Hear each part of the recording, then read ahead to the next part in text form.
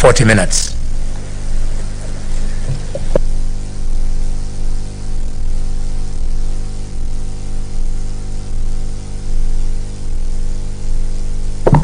Thank you very much, Chair and honorable members. We want to preface our opening statement by drawing parallels between count 2, the second charge, Chair, that revolves around vilification and 8 campaigns against other leaders. And we want to draw parallels from world history in the hope that we will show you that the matter before you is a unique matter and that it is not too trivial with your time, that we have called you on Christmas holiday. Mr. Chair, if you check world history, there was a war called World War I. It was ended by the treaty establishing the League of Nations and the Treaty of Versailles, in which, among other things, it was resolved that time the Republic of Germany would not do certain things in the hope that there will be never again in human history a war of such large scale. Shortly after the First World War, there came a leader in Germany between the year 1933 and 1945. This leader was very popularly elected, Mr. Chair. He enjoyed fanatic following throughout Prussia or Germany, if you like. This leader had little to no regard for other leaders or alternative views. But why we thought this is the right place to start, Chair, is how this single leader sucked the entire world into a world war. Just like the governor before you has a war with all the 69 MCAs, has a war with the speaker, has a war with the senator, has a war with the Catholic Church, as a war with any leader from whatever direction of the campus. That's exactly what this leader in Germany did, and specifically, the German leader militarized the Rhine region, which is the border between Germany and France to the southwest, in breach of the Treaty of Versailles. And Mr. Chairman, I make these remarks because we had our own world war in this country called the post-election violence. We had our own Treaty of Versailles. We had our own Treaty for the League of Nations, and they are to be found in the Constitution of Kenya, 2010. They are to be found in the law on leadership and integrity. So how was the German leader able to suck the entire world into a war which some of our relatives, my grandfather for instance, went to fight in Burma, in a war Africans had nothing to do with? So it begins by militarizing the Rhine region bordering France, effectively declaring law with France. How did the world powers of the day react, Chair?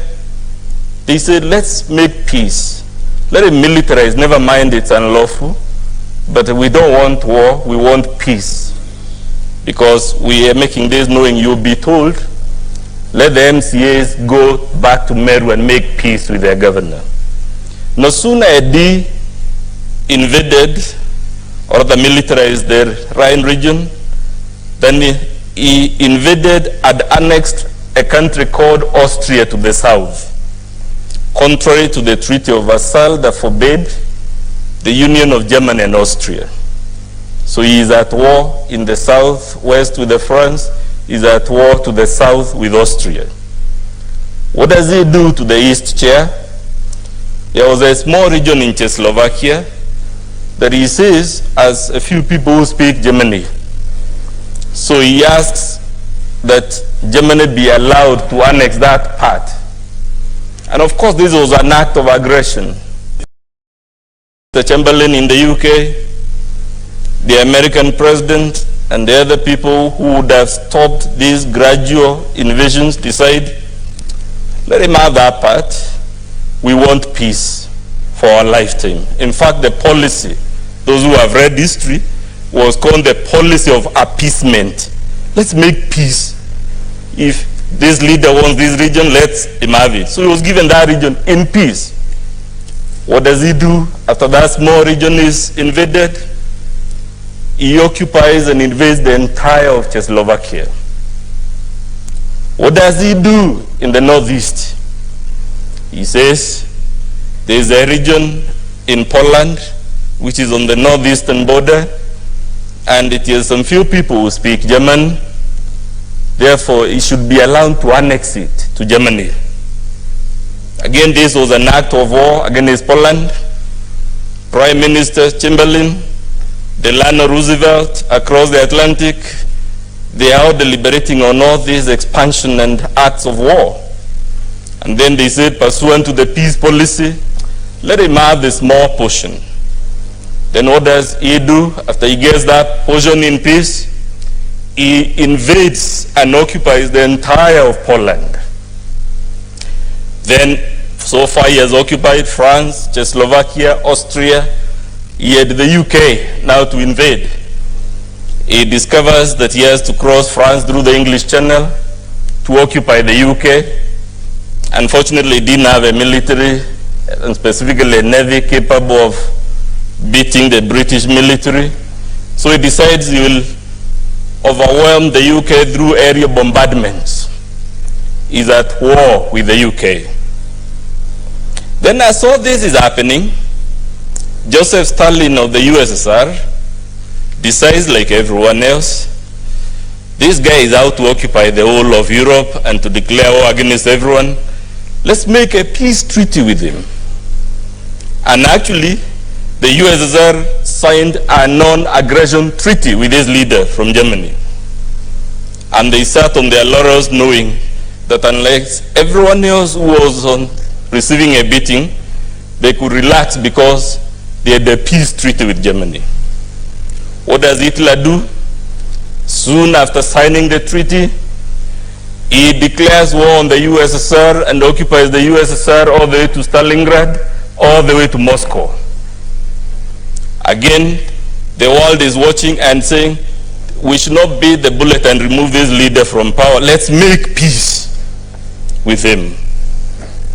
At this point, Chamberlain lost. By the time he was invading the USSR, Winston Churchill comes and calls the peace policy, the policy of making peace with this rogue leader. He says it is an unmitigated disaster and tries to persuade the United States to join them to liberate Europe from this rogue leader. The United States, just like the UK, takes a peace approach and says, those are your wars in Europe. You are 11,000 miles away. Why should we join you to fight Hitler? So America says it's not getting involved in anybody's war. 3 days later, Adolf Hitler declared war on the United States, a country 10,000 miles away, separated by an entire ocean. After that, Adolf Hitler decided he was not done with fighting countries. He decided he is fighting certain human groups. He identified Jews, Slavs, and whatnot.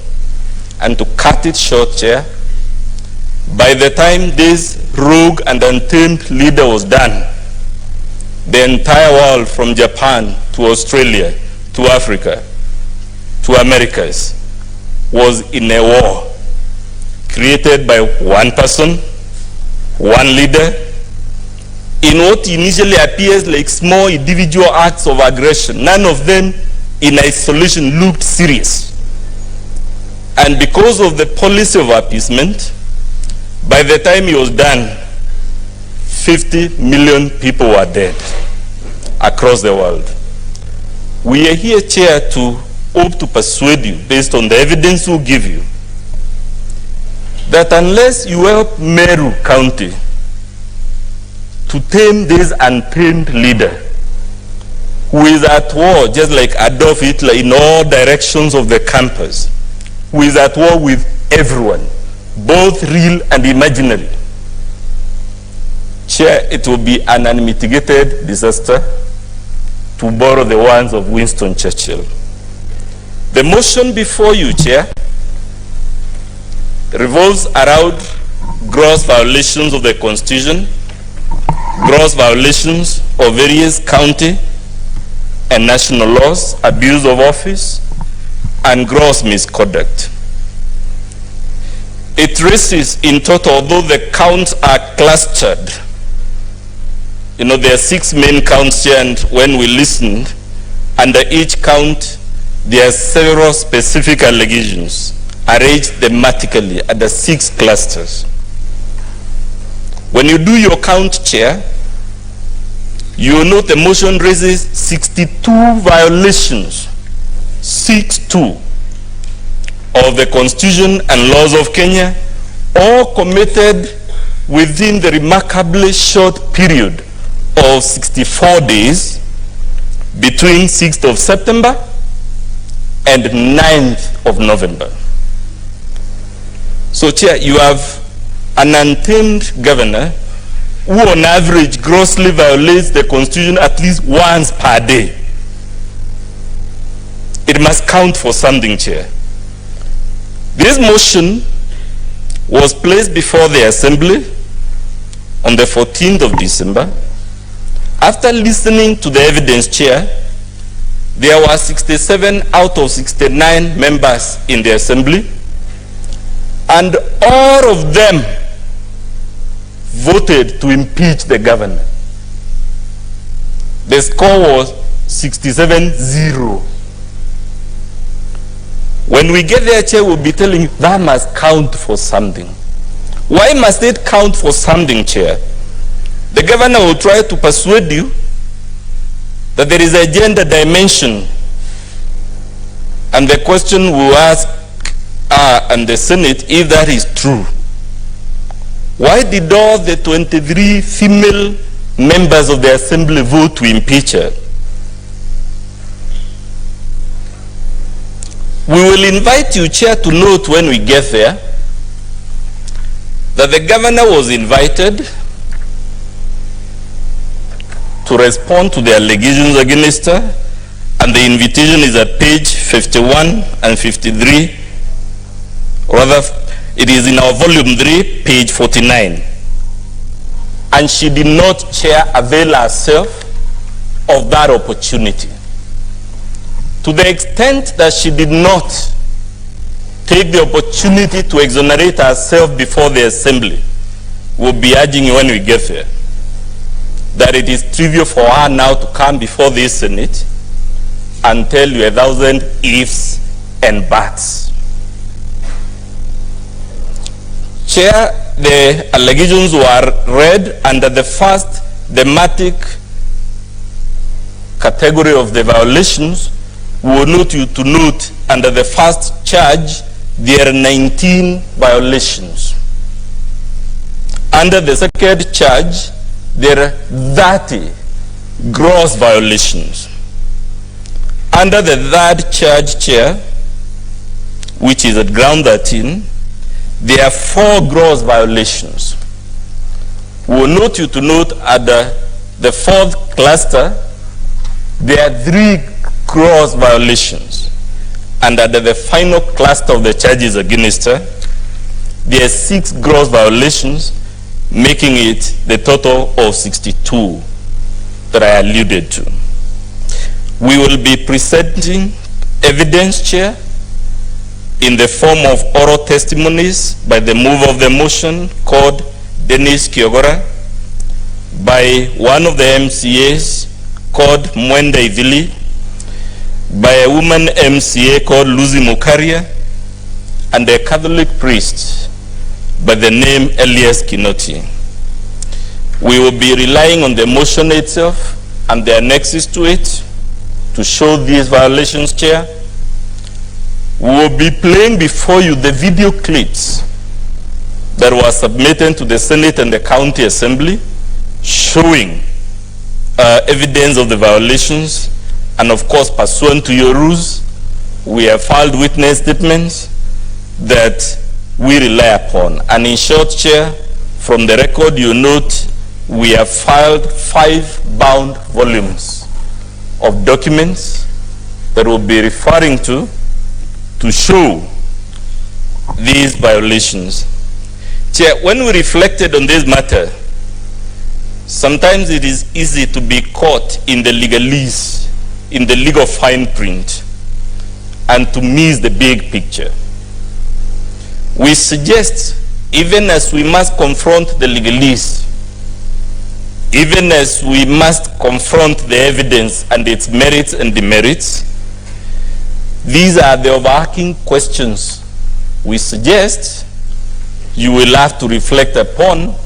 And just like the evidence should weigh on the scales, these questions equally should weigh in your mind. Question number 1. Why didn't the governor avail herself of the opportunity to defend herself before the assembly? Especially when from the record, the document she now purports to place before you, most if not all of them, by the date appearing on them, were in existence and were available and should have been available to her when the matter was before the assembly.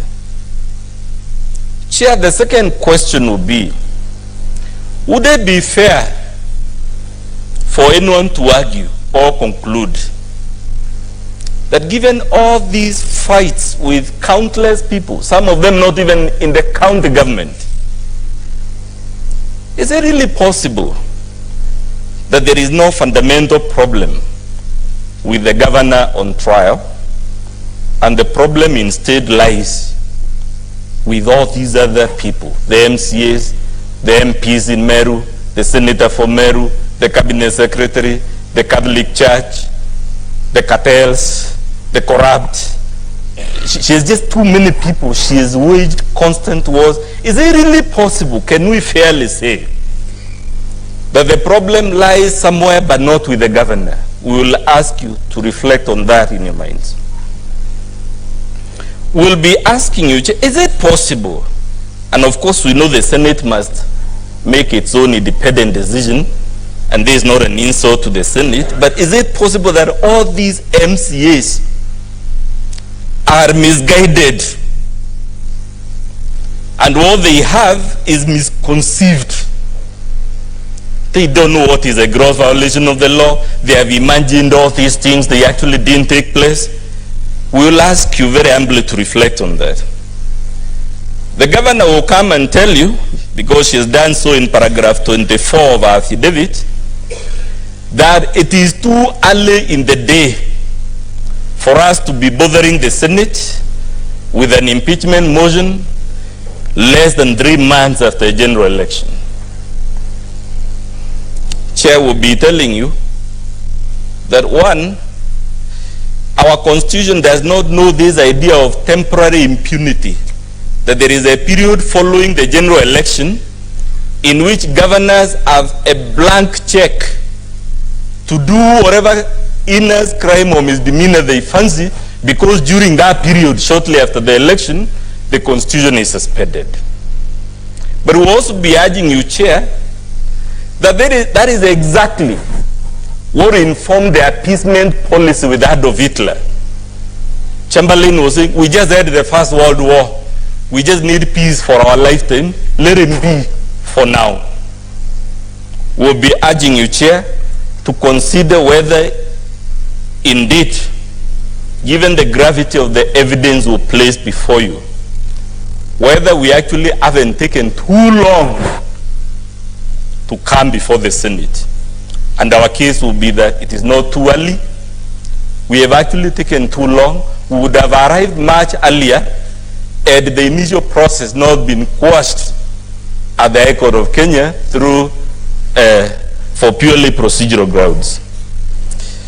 Chair will be asking you to ask yourself the question, because the governor again has raised this issue in paragraph 3 of our affidavit, in paragraph 11, in paragraph 12 and 15. She tells you all these problems are because she's a woman.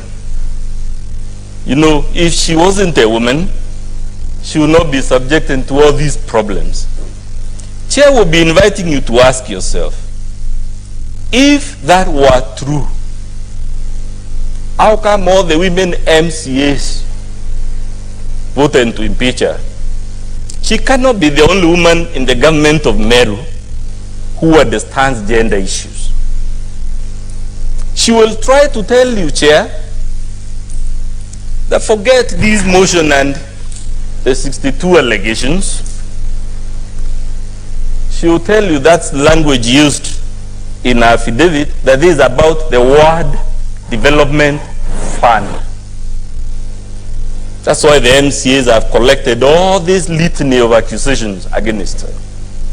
It's within our right to raise it, but we'll be asking you, Chair, to ask yourself, if that were really the reason, why did the nominated MCAs, 24 of them, who have nothing to gain or lose from the ward fund, the operative word, Chair, is that they have nothing to gain or lose, which means they have no interest in that issue. Why did they also vote to impeach her? We will ask you, how come the other women governors in Kenya and in the region of Mount Kenya are not having these types of problems? She will tell you it is because she is an independent. She ran as an independent candidate. That is why she has these problems. And the question we'll be asking you to ponder over, whether that is true or not, is, if that were true, how come the independent MCAs in the county assembly, who are not affiliated to any party, also voted to impeach her without exception? Chair will be asking you the broad question, if we are able to persuade you that the assembly has good evidence of the allegations, the question we would urge you to ponder in your mind is whether the Senate should look the other way around, should excuse these heinous crimes and misdemeanors because either it is too early or because the offender is a woman.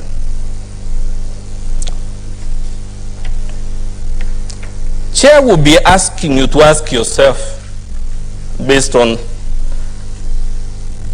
the words I began with about Adolf Hitler, should the Senate, just like the Prime Minister of the UK then, just like Joseph Stalin in the USSR, just like Delano Roosevelt in the US, should the Senate equally adopt the policy or the stance of peace? You guys, go make peace.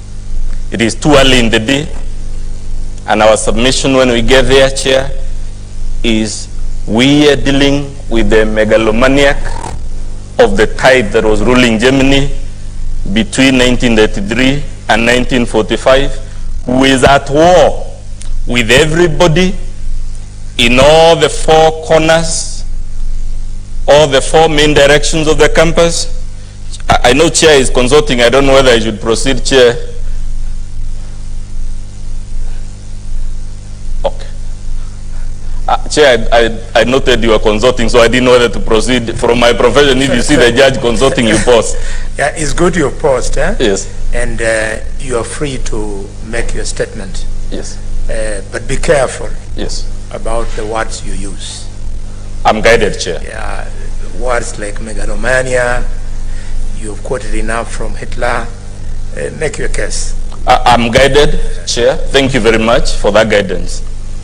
Chair, the point I was making is, at the end of the day, besides considering the evidence and the merits and the demerits, we cannot run away from the question whether should you direct the county government of Meru to go and make internal peace, and we'll be urging you that will be an untamed or rather an unmitigated disaster, given the type of allegations before you, especially those at the charge number 2. Chair, there will be questions you have to consider whether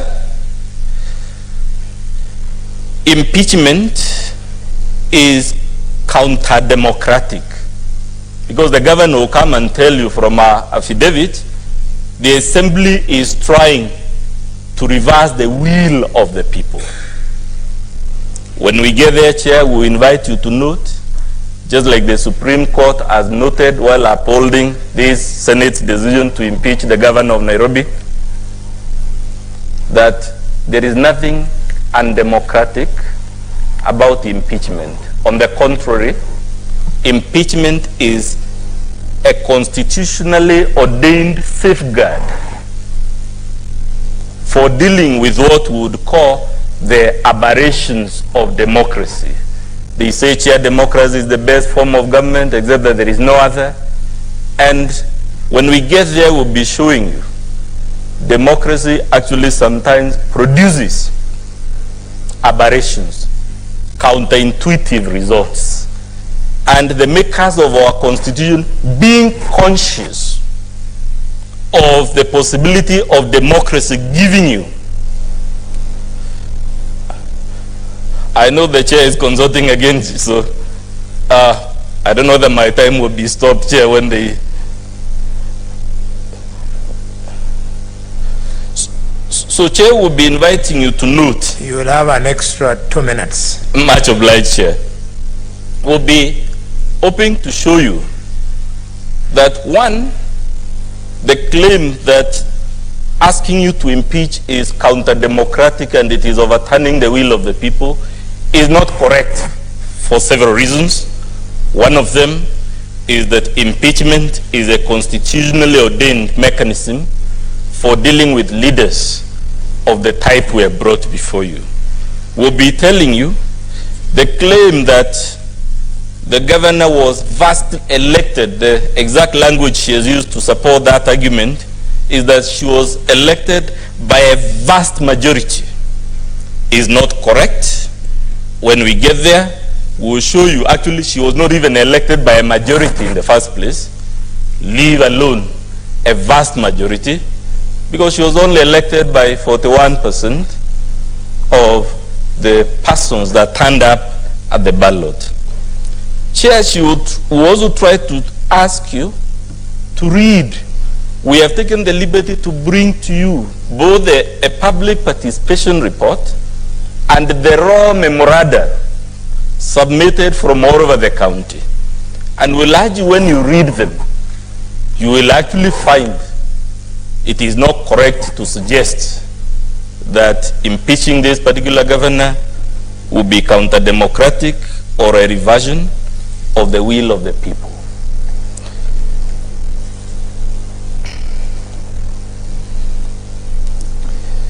In short, Chair, we will be coming before you to tell you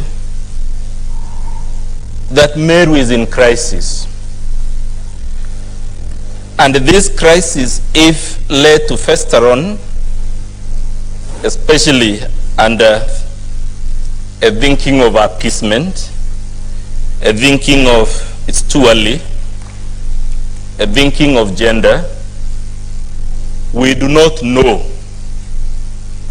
whether Meru might turn out also to be another unmitigated disaster. Especially, Chair, when you're told the governor is not only fighting every passing day other elected leaders both at the national and county level, but she has also roped in the church. She is also at war with the church. Why is this a potential for an unmitigated disaster, Chair? We know what religious incitement did in Sudan, now split into Sudan and South Sudan. We know what religious differences have done between India and Pakistan in a place called Kashmir. We know in the UK, our colonial masters, what religious differences and incitements between Catholics and Protestants in Northern Ireland has caused for the last countless decades. We know, or should know, what religious incitement is currently doing in the Central African Republic. We know, Chair, or should know, something called the Biafra War in Nigeria between the North and the South, basically along religious lines. And Chair, what we have come before you is to tell you we are at the siege. Meru County is at the siege. We have come to you as the custodians of the devolved government to tell us, yes, this governor was elected by the people. She was elected democratically. But in this case, just like the country in Europe I began with, democracy has produced unintended consequences. And because democracy has produced consequences not intended, we must look at the solution the wise drafters of our Constitution put in place to deal with those consequences before they become an unmitigated disaster. And that solution is in Article 181 of our Constitution, as read with Section 33 of the County Governments Act, as read with the Standing Order number 65 of the Standing Orders of the County Assembly of Meru, as read with the Standing Orders of the Senate and the schedule that sets the rules. We beseech you, Chair, please don't let Meru become an unmitigated disaster. In the Christian Bible, Chair, there was a guy who was in a boat and a storm came, and the people navigating that boat had to make a hard choice. Do we let everyone in the boat perish, or do we sacrifice one person who is the cause of the storm? Do we let Meru County, with a population of 1.5 million people, go to the dogs? Or do we jettison the one citizen of Meru, much as it may pain us, much as we may be reluctant to do it, but at the end of the day, we urge you to do it because it is the right thing to do, it is the fair thing to do, and it is the only pragmatic solution to the problem in Meru. Thank you very much, Chair. Unless there is a question for me, I beg to take my seat.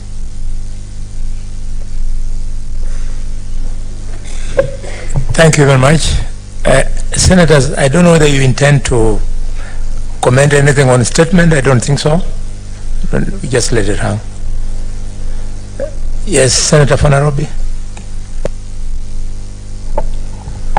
Chair, the Council for the Assembly has taken us through the explanation of whether an impeachment is counter-democratic.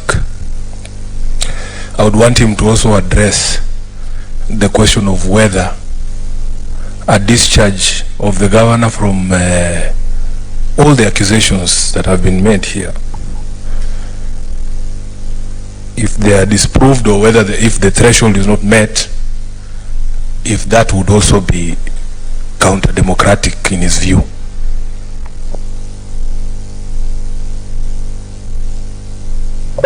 Yes, Council, you asked for it. You know, ordinarily we don't want to field questions now, but you asked for it. Chair, the answer is simple.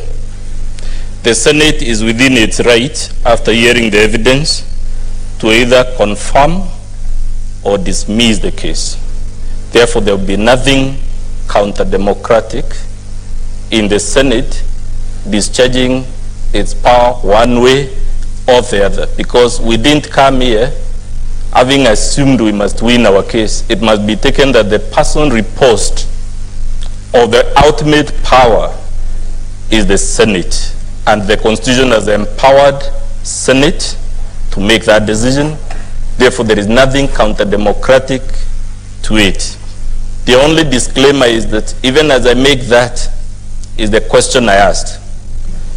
It cannot surely be that all these people at the national and county levels of government and in the church are the problem, and the governor is a saint. It must count for something. Perhaps, Chair, Members, I don't want to open it, but just one clarification, Chair, because I might have put it wrongly. Whether he equates a discharge of the governor to the policy of appeasement that he has taken us through the leadership of Europe and America during the First World War, whether he equates it, a discharge of the governor, to a policy of appeasement by the Senate. Council, just hold, take all three and then you respond. Yes, please. Thank you, Chair. Chair, the learned friend has said democracy has produced unintended consequences. It's, Chair, I can imagine, the country has just gone through a general election which was democratically done. Would he then be saying that as long as the results did not produce the person for any level or for any seat that he so wished, then it will be unintended consequences? Thank you. Senator Kiambu. Thank you very much, Chairman. Mine is to wish if we were to listen to the opening remarks from the other side, because the council has alluded that in the Bible they had to sacrifice somebody by throwing him into the sea, and that person had to be swallowed by the fish, and he went to another city to give good news. So, and that is Jonah. So probably if we give the governor, maybe he has the news. So we better listen to that side before we make other comments. Thank you. Yes, Vice Chair. Thank you, Chair. Following the same question that Senator for Kajiado nominated us about the lawyer saying that all these people, the MCs and the church and the people who are accusing the governor, I want to know from him, which are the majority, the people who elected the governor or those people you've mentioned? Which are the majority? Thank you. Yes, the Senator from Migori. Thank you, Chair. And thank you, Council, for a fantastic introduction, or rather opening remarks. I think I wanted to, through you, Chair, further the thoughts by Senator Tobiko, because I find some very critical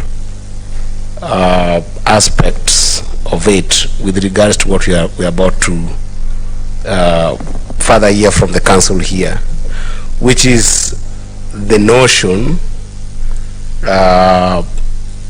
of the people of Meru getting justice ultimately after the election.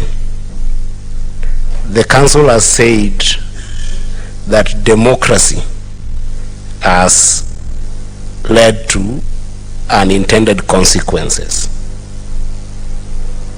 In your view, Council, may you guide us as a committee how to assess this with respect to the people of Meru who voted for the governor.